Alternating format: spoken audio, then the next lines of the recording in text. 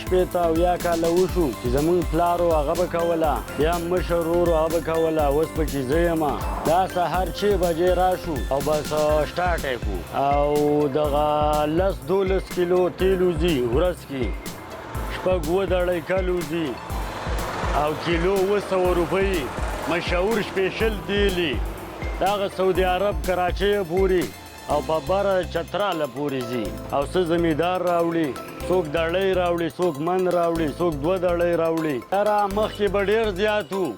او اوس داسې کم کوزي هغه خلک سخته مخته نه کوي په تیار عادت شوي دي که نه پخوانو خلکو په شان دغه نه کوي خواري اوس داسې خلک دي چې بس هر سړی تیارې ته دغه دی که نه نو اوس لږ کم کوزي دې تیلو د ماشین د تیلو د ځمکې اسمان فرق وي ځکه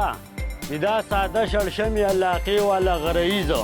څه نور څه پکې میکس نه وي دا بالکل صفایي د خوراک لپاره بیماران یې هغه ځان له وړي بالکل پیور تیل وي تیل سر کې شړشم ور واړو